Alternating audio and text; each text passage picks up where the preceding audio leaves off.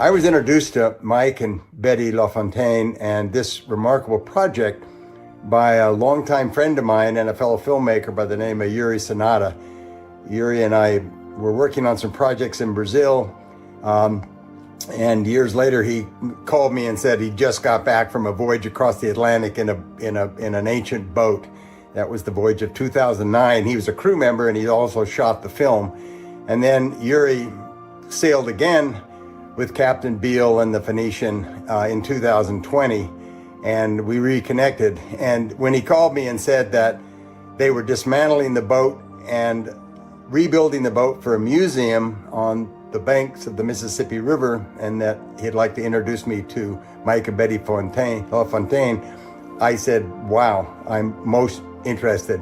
Needless to say, the 30,000 nautical mile journey of the Phoenician is a wonderful affirmation of two other very important voyages, the voyage of Lehi and the voyage of the Mulekites, a wonderful affirmation of that journey across the Atlantic Ocean and landing in North America.